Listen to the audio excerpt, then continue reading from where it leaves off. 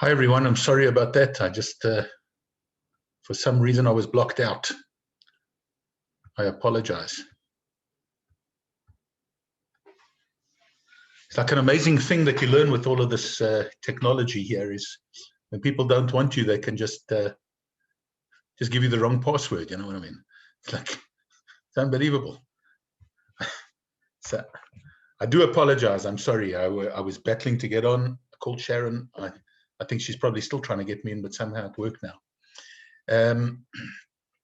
So sorry for the late start. Is everybody okay? There's somebody waiting there. Let's just let everybody in. Good. All right.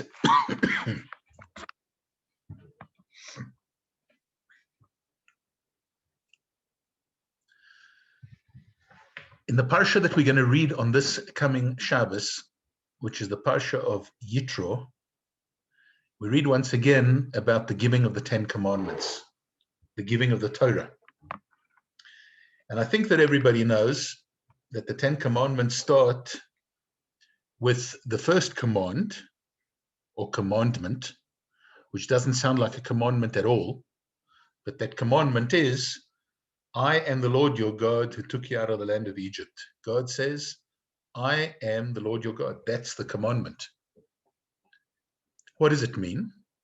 It means that we have to have a cognitive approach, a mental approach to bringing the concept of God and godliness and one God and the fact that there is nothing else, that there is only God. We have to consciously bring that to the uppermost annals of our minds every single day. It's the mitzvah of knowing that there is one God. It's the mitzvah of comprehending that there's one God. And it's the mitzvah of recognizing that there is nothing else but God. How do we do it? One of the ways we do it is by enforcing that twice a day we say the Shema.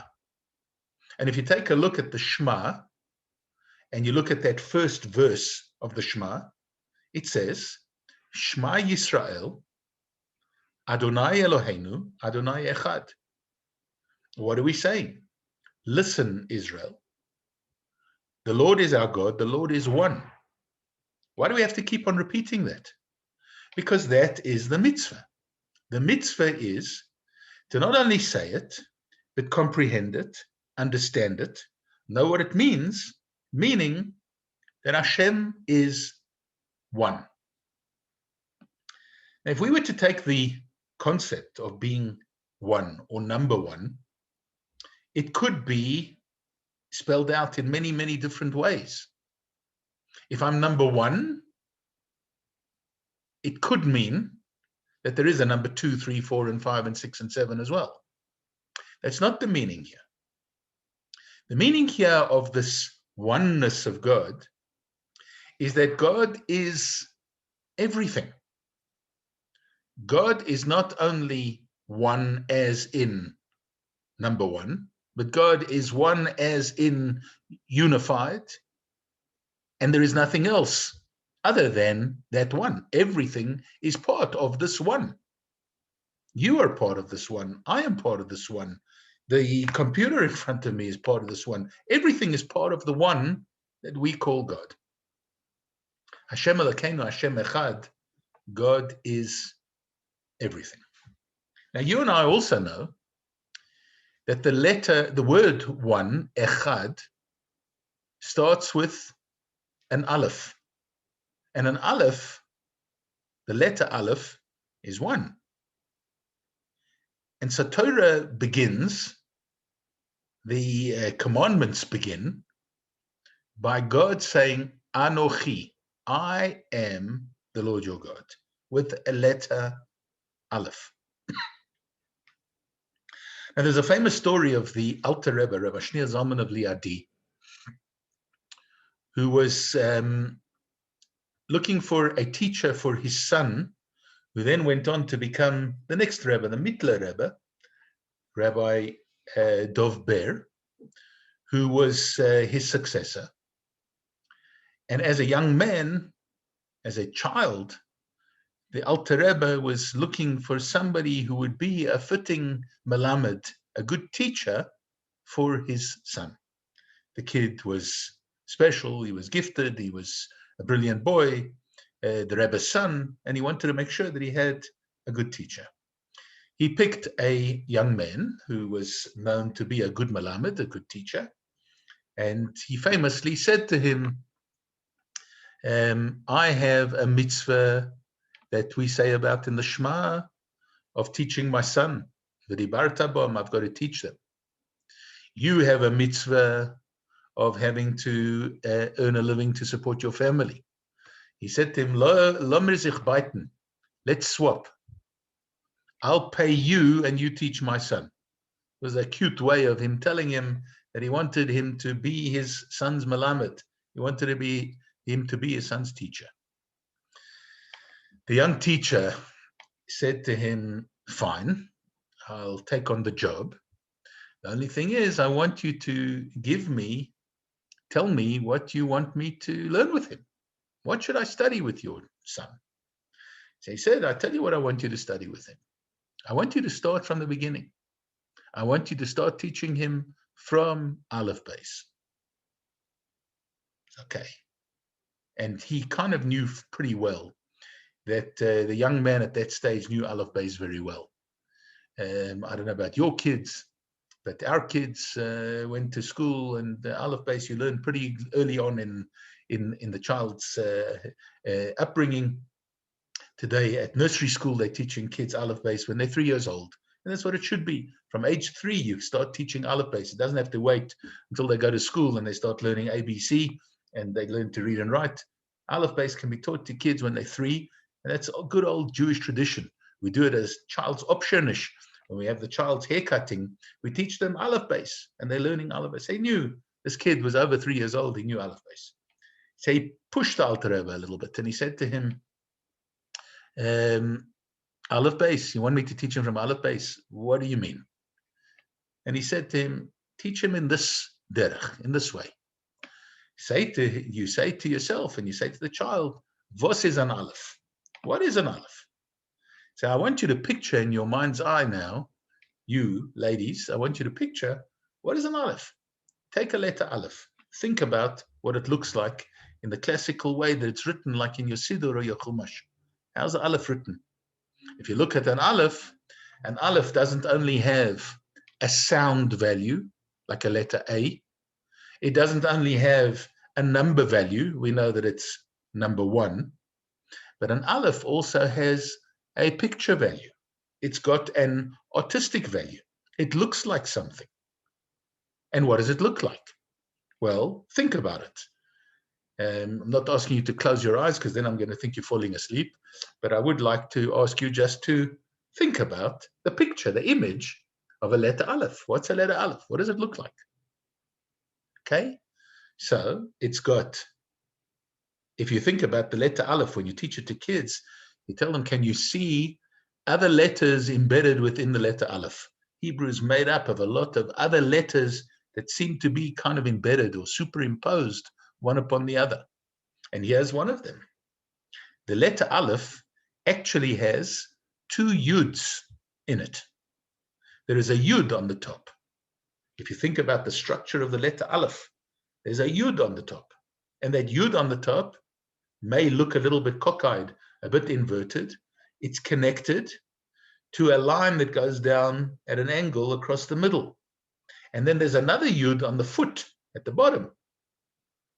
And so you've got 2 yuds joined together by something that looks like a letter vav, the 6th letter of the alphabet, the letter vav, standing at an angle. So you've got a yud on the bottom, you've got a yud on the top, and you've got an aleph, almost like an X, but not quite an X, right? You know what I'm talking about, the letter aleph. So it says, now you tell him, was is an aleph? An aleph is a yud oben, und a yud unten, und a kaf be'emtza. There is a yud on the top and a yud on the bottom and a line that joins them in between. What is the yud above? The yud above, and here there were 2 interpretations that the Alter Rebbe gave him. The yud above is your animal soul, your godly soul, really. Your yud above is your godly soul, your godliness. The yud below is your animal soul. There's a line that joins them in between. That's you. And you are at all times beckoning with these two souls that are kind of pulling you in different directions. The one on the ground, the one reaching for the stars, or reaching for Shamayim, and the line in between, which is you, that they are battling for possession of. So that's one image of the aleph. But let's go for a higher message. And he said, the yud up above is God. The yud down below is you. And the line in between is the Torah that goes between us and the mitzvahs that connect us. I've told you before, the best translation of a mitzvah is a connector, a connection, not a good deed, not a command or a commandment, but a connection. And it plays out, by the way, in that first mitzvah. The mitzvah is, Anochi Hashem Elokecha, I am the Lord your God, who took you out of the land of Egypt, out of the house of bondage. You remember, you learned that at school. I am the Lord your God who took you out of the land of Egypt, out of the house of bondage. That is the mitzvah. It doesn't say to do anything. It doesn't say that's a good deed. The mitzvah is, I am God, I'm one. That's the mitzvah. There is something that we've got to do in order to bring this mitzvah to fruition. That's the connection that we have between ourselves and God. So there's God up above, us below, the Torah and the mitzvahs in between. That's what binds us together. Those are the connections. The connection points of God to us is through his Torah. The connection point from us to God is through the Torah. That's how we connect. This is the aleph. So he said, before you get started with anything else, you got to know what we're doing here in the first place. Why are we learning Torah? Why are we involved in all the other mitzvahs? Why are we thinking about, or what are we thinking about with everything else? The basics comes down to the fact that this is all about us and God, us and Hashem, and our connection, the connection between us, and how we can do whatever we can to embroider upon that connection, to make that connection stronger, as God is doing from Shamayim to make the connection stronger. This is an aleph. That's what an aleph is really all about. And that's the first letter that Hashem says in pointing at himself. He says, God says, so to speak, Anochi Hashem Elokecha, I am the Lord your God who took you out of the land of Egypt. And I want you to understand that this letter aleph, embedded within that, is how we can and we should and we need to connect on every possible level. If we think about the message of the Ten Commandments and this coming Shabbos has another very important shlav. There's another very important dimension to the coming Shabbat. And that is, it's on this Shabbos that we bench the new month of Adar. Believe it or not, we are saying the bracha for the month of Adar, and I don't want to be a prophet of doom or remind you of things that make you upset, but just remember that it was in the month of Adar that the lockdown began for the first time last year, immediately after Purim.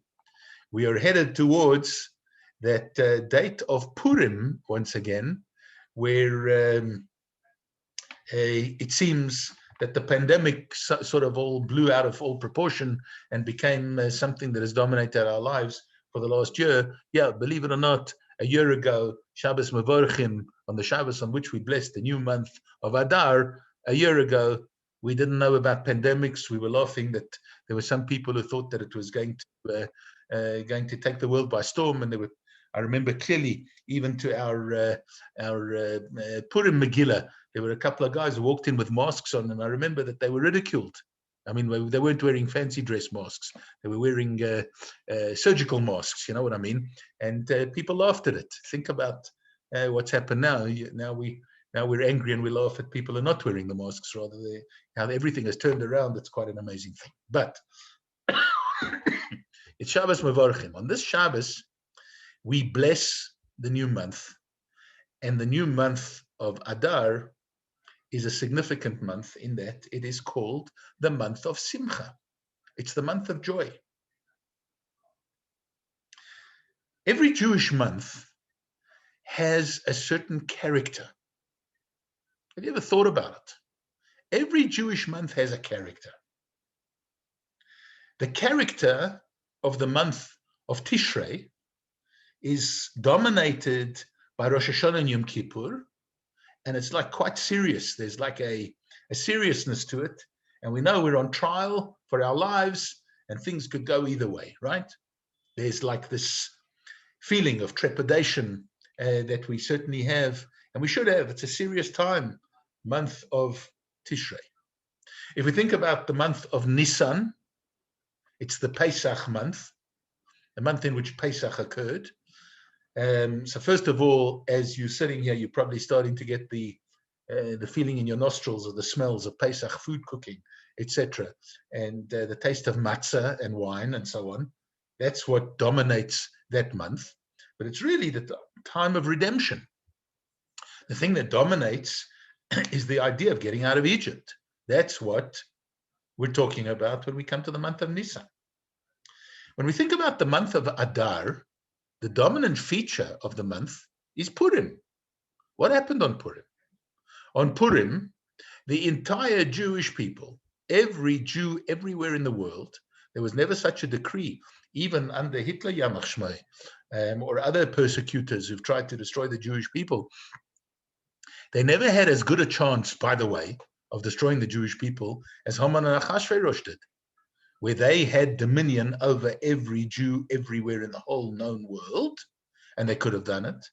And yet, the whole thing turned around by a series of miracles and strange and interesting occurrences that happened along the way, and everything was turned around, and it became a day and a time of great celebration called Purim.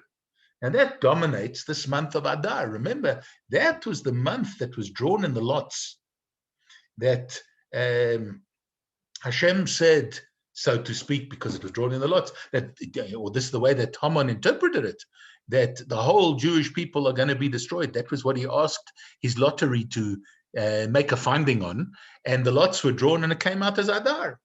And he said, wow, that's fantastic. Isn't this amazing? God has decided that the Jewish people will be destroyed in the month of Adar.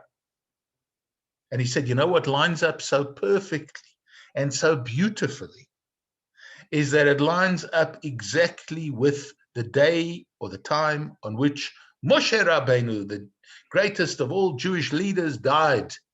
He died on the 7th of Adar, and Haman and all his king's horses and all his king's men started a great old celebration because they said, look at the synchronicity here.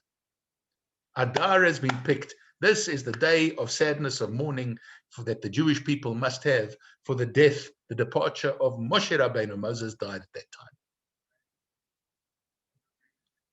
And it was kind of embedded with the sad and terrible, tragic kind of overtone at the time of Haman and Achashverosh. But what happened? The whole thing was turned around.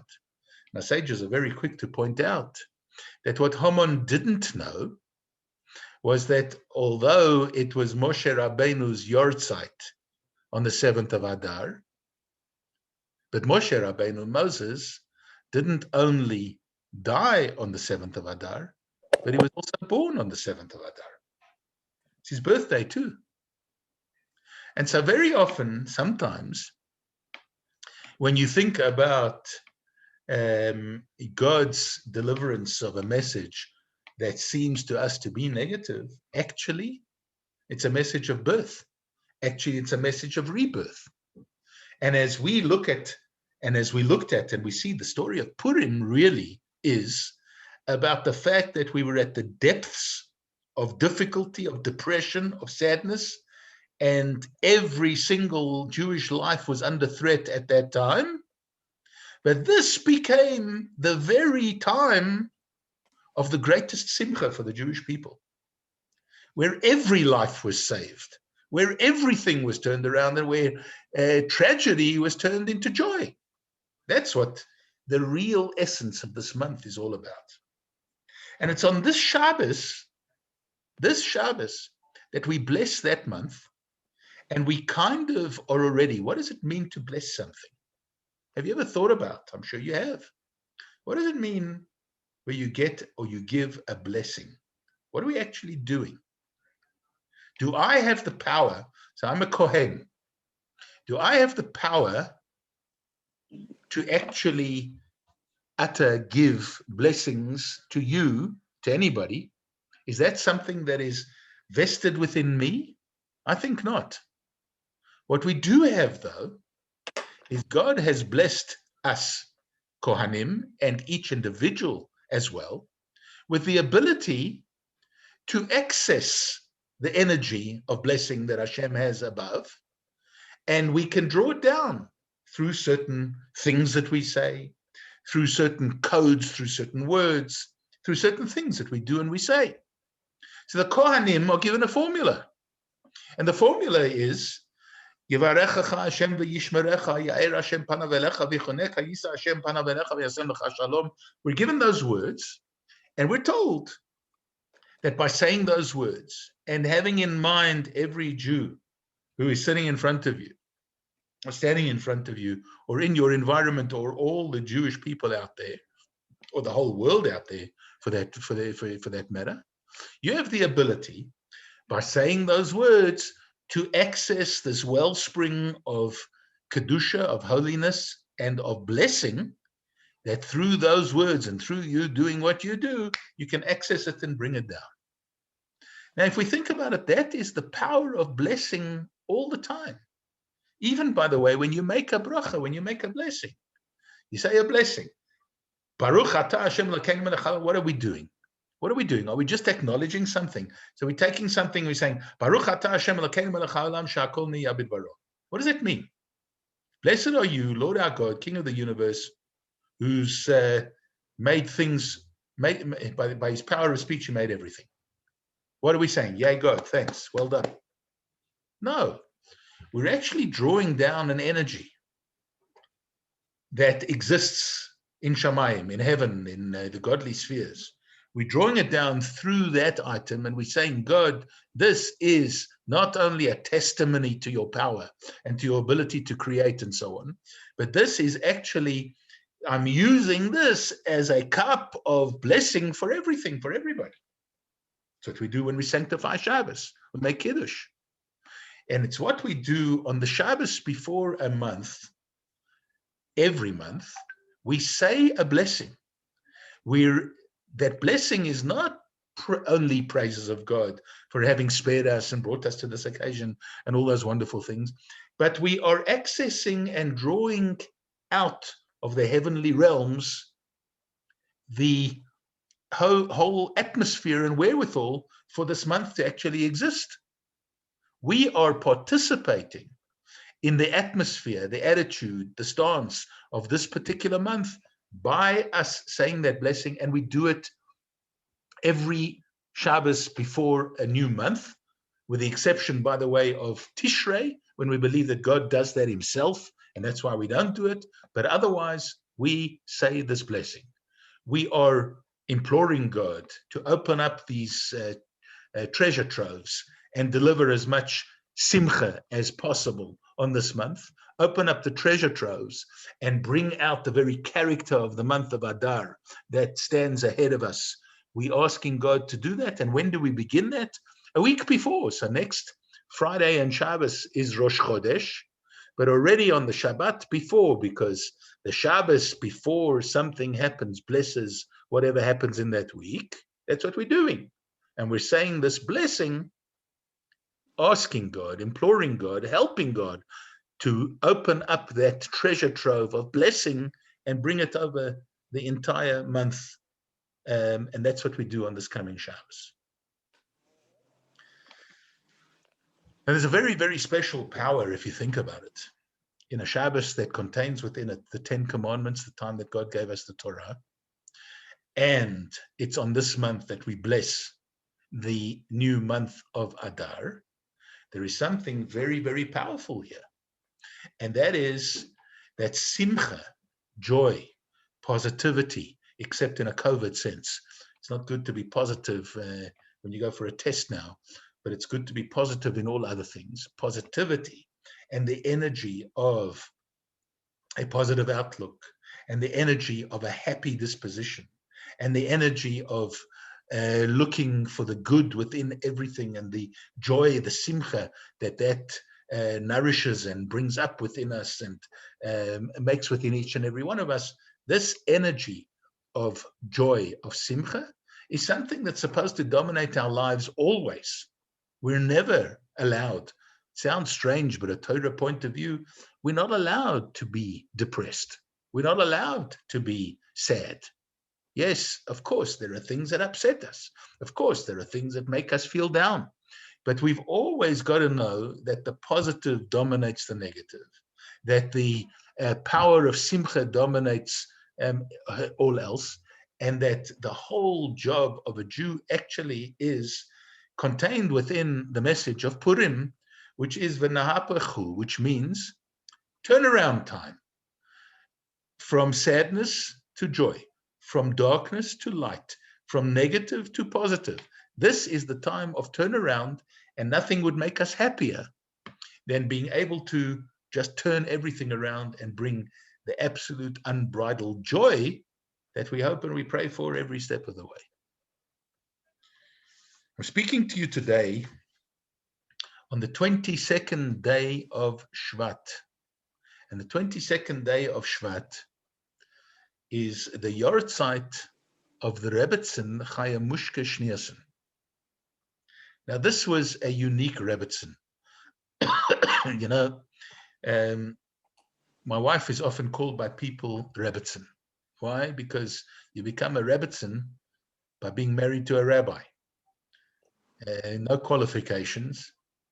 You didn't go to school to become a Rabbitson. You married a rabbi, you become a Rabbitson. So it's one of those things that you get just by being, and it's actually, if you think about it, I don't think it happens in any other profession. A doctor's wife is not a doctorson. A lawyer's wife is not a lawyerson. A plumber's wife is not a plumberson. But the wife of a rabbi is called a Rabbitson. Hey, what did she do to deserve it? What did she do to get it? So there are a lot of Rabbitsons, including, I will tell you, my own wife, who is very against being called Rabbitson. She doesn't want to be called Rabbitson. She says, I'm not a Rabbitson. I'm not a whatever. I want to be known by my name. Call me Masadi. That's what she always says, right? Don't call me Rabbitson. Why? Because it's like, I think she also has this idea that a Rabbitson is old and gray and so on, and you know, you want to stay young and young and pretty. You know, that's the view of a Rabbitson. But what is a real Rabbitson? A real Rabbitson, I think, is a Rabbitson like our Rabbitson Chayamushka, who was not only the daughter of a Rebbe, but she also was the wife of a Rebbe. So she was the daughter of the previous Rebbe, and she was the wife of the next Rebbe. In fact, it was really through her, kind of, that the lineage passed, although the Rebbe himself was actually a cousin of hers, so they were all descended from a few generations back of Lubavitcher Rebbes anyway. So there was a family lineage, but her merit was really that she was the daughter of a Rebbe, and she was the wife of the Rebbe. But if we think about her life and the things that she stood for and so on, there are very few people who can carry the accolade of being known as a Rabbitson, as in the real sense of the word, that she was a Rebbe in her own way from a woman's point of view. There are few people who would have carried it off with such aplomb and such a qualification on every level than the Rabbitson herself. Interestingly enough, and I have this on very good authority, my sister-in-law, my wife's sister, used to work at a doctor's office in Crown Heights. And she once got the fright of her life because an elderly lady called up and said she wanted to see the doctor. She wanted to make an appointment. And she said, okay, and you know, what's the complaint? And she was the receptionist. This is what you need, etc., etc., etc. So she said, okay, you can come in, you know, like tomorrow morning at 11 o'clock. And who is calling? She said, it's Mrs. Schneerson from President Street. That was how she spoke about herself. She was Mrs. Schneerson from President Street. There was never, she never called herself the Rabbitson. She didn't say it's Rabbitson Schneerson. She didn't say it's I mean, clearly that would have opened all sorts of doors and got her an appointment ahead of anybody else in Crown Heights. But she called herself Mrs. Schneerson from President Street. That was the way she saw herself. And in fact, she kept probably the lowest profile of any Rabbitson. I mean, today, modern Rabbitsons are on Zoom and they're on WhatsApp and they're giving shiurim and they're doing all sorts of stuff. I think that's what most modern Rabbitsons are doing. The Rebbe's wife, the Rabbitson, stayed completely out of public life. She did nothing from a public point of view. In fact, and here is something that is maybe very surprising to many people. I don't know if she ever appeared in shul, even on Yom Kippur. She may have gone privately that nobody knows about to a small little shtibel down the road, but certainly not in the Rebbe shul where there were thousands and thousands of Hasidim.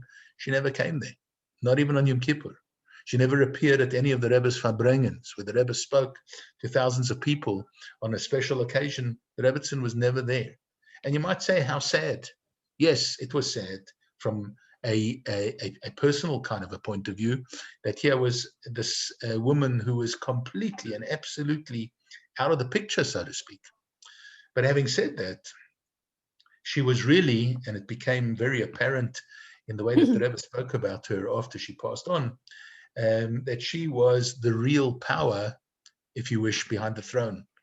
The Rabbitson was the Rebbe's only real confidant. The Rebbe didn't speak to anybody about personal matters, about private things, or even to bring somebody in on something that he was planning, except for his wife, except for the Rabbitson. So not only was she brilliant and humble, and all sorts of other accolades that we could say about her, but she was really the energy and the power, truly, behind everything that the Rebbe did and the Rebbe stood for. Every one of the Rebbe's campaigns, he would run by her. He would speak to her about it. She was the one who advised. She was the one who gave the input. And I'll tell you something else interesting.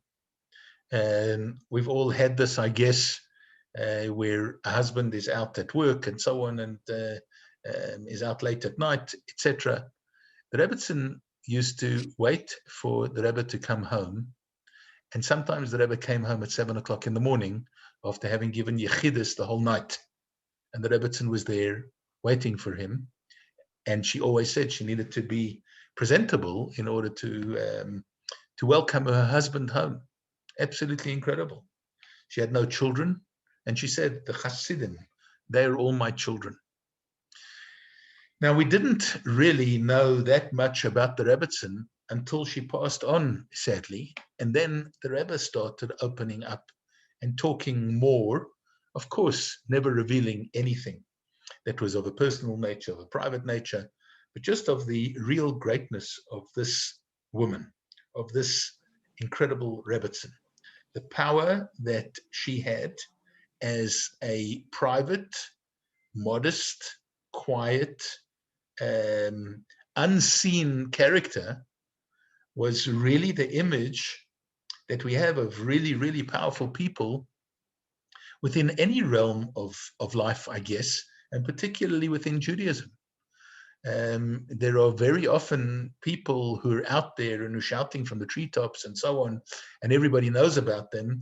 And I'm not in any way belittling anybody in that kind of a realm, but there are sometimes the very quiet, unseen people who really pack the bigger punch and are much more powerful in the accomplishment of everything that we as a Jewish people or as a nation or as a people per se are trying to accomplish or trying to achieve. And the Rabbitson was this in every possible way, in every possible fashion. It may surprise you to know that the Rabbitson drove her own car. She drove, and a big car that she used to drive.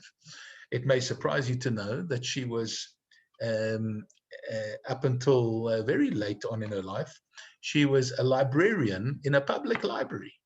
she used to get in her car and go off to the public library where she served as the librarian.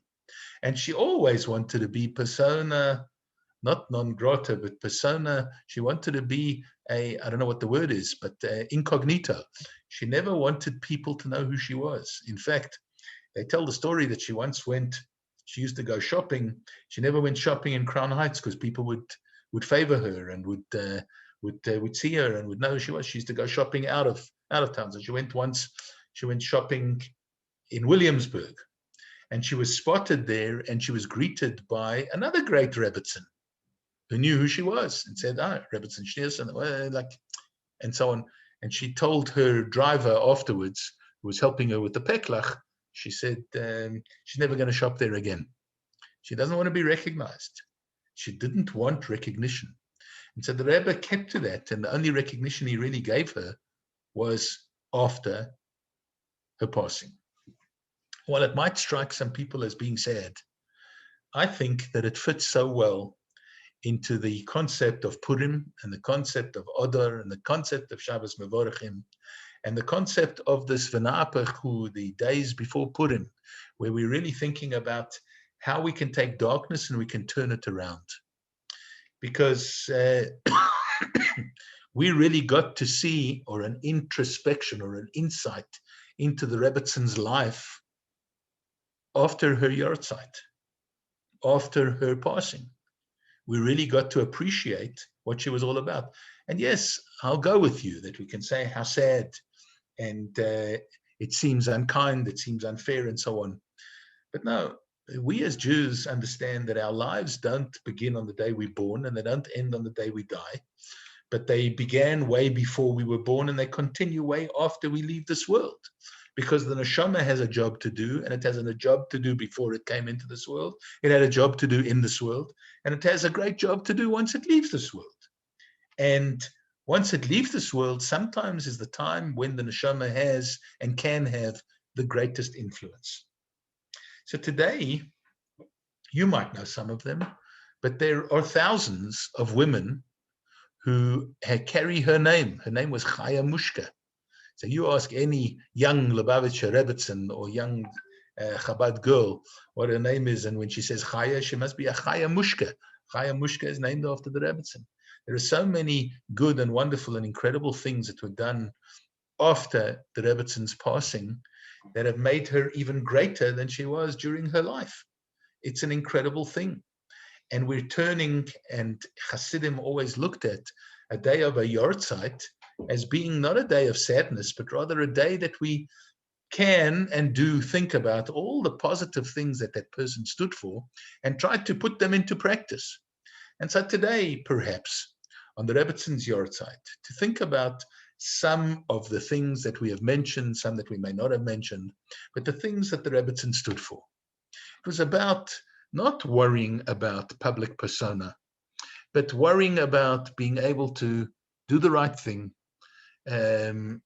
keep our spirituality in a way modest and private, but do the right thing, and doing good things for other people when people don't even know about it. What a wonderful way to go about or think about doing things today and from here on in honor of the way that the Rabbitson taught us to live our lives. And perhaps then also to think about some of the things that she really stood for. The Rabbitson was a big campaigner, even in her youth, for girls and women to light Shabbos candles, to make sure that Shabbat candles are lit by all women everywhere, bringing so much more light and the warmth and the joy of Shabbos and Yom Tov into Jewish homes everywhere. So if you know a neighbor who doesn't light Shabbos candles in honor of the Rabbitson, persuade them to light Shabbos candles. Be strict upon yourself and your children, your daughters, your granddaughters, or whatever, about the lighting of Shabbos candles in honor of the Rabbitson. There are so many things that we can do in honor of this great and incredible yahrzeit. And what we do, I think, by doing all of that, is we bring bracha into the world. As we said before, you tap into a spiritual energy that we don't really understand and we don't really know. It's huge. It's up there. It is waiting for us just to draw it down. And we have the ability to draw it down. through our brachas and through our mitzvahs and through our Torah study, we can access and draw down these blessings all the time. And all we've got to do is be there and be the conduit. And you don't necessarily have to know, I mean, it sounds strange, but you don't have to know what you're doing. But you've got to know that you are doing something. And by saying a bracha and by giving a blessing and by tapping into that energy, we could be, and we probably are, and I'm sure we are, making a huge, huge difference for ourselves, for our community, and for the whole Am Yisrael, for the whole Jewish people, for the land of Israel, and for all of humanity and all of humankind. So hopefully on this special day, we'll think about, just for a little bit, the life of the Rabbitson Schneerson, and try and take to heart some of the things that she taught us and that she stood for. And not the least of which was to be able to, by the way, there was once an occasion when the woman from the Chabad sent a bouquet of flowers to the Rabbitson. I don't know if it was in a special occasion, maybe for a birthday or whatever. And at that occasion, sending this bouquet, they also attached with it a note. And on the note, they asked for blessings for certain people who weren't well. This one needs a bracha for this illness, this one, whatever. And then I think somebody who needed a blessing for parnosa, that they should be able to earn a living, etc. And they attached this on the note, and they wrote it, and they gave it to the Rabbitson. Now, anything that came into the Rebbe's house and the office and whatever, the secretaries would vet, like they would look at it and so on. And they took the bouquet of flowers and they gave to the Rabbitson. The note they took off and they gave to the Rebbe. And the Rebbe himself took the note and he looked at it. So why are you giving it to me? It's addressed to her. It's addressed to the Rabbitson. So they said, yeah, but there was like a request for brachas. The Rebbe said she can give brachas too. She's a Rabbitson. She can also give brachas. And the Rabbitson kind of empowered us with that as well. You don't have to be a Rebbe to give brachas. You don't have to be a rabbi to give brachas. You don't have to be a Rabbitson to give brachas. We can give brachas, we can give blessings to each other. And we can certainly give blessings to our whole people. And we can certainly give blessings to the month that's up ahead. And hopefully it will be a month that is filled with the blessing of Simcha that it is best endowed with. And hopefully we will have a great Shabbos Mavorchim, and we'll be able to bless this new month. May it please God be the month of turnaround completely, that the darkness is turned to light, that the sadness is turned to joy, and that pandemics become times of great and wonderful healing. I want to wish you all a great Shabbos and a good Chodesh L'chaim. L'chaim, and thank you, Rabbi Katz. Take care and have a good week. Amen. Thank you, Rabbi. Thank you. Shabbat Shalom, Rabbi. Does anybody know? I just see that Edna has not come on. Is she okay? She messaged Karen yesterday, and she seemed to be all right. Okay, a couple of weeks ago, she had kids here from Israel or whatever, but maybe they're still here. Can you hear me? Oh, Edna, you there? There. Hello, Edna. She's coming on under a pseudonym.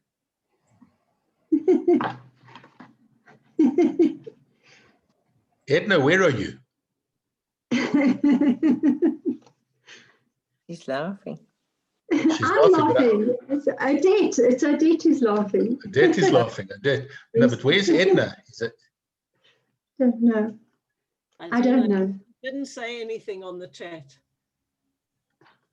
No, but she said she seemed to be she seemed to be vocal there. I thought I heard her. I don't know. I heard. I don't know. Don't know. Anyway, everybody be well. Please God, everybody should be well, and hopefully we'll hear only good news in the coming week. Take care. Thank you, Rabbi. Thank you, Rabbi. Shabbos and Chodesh. Shabbos Shiel.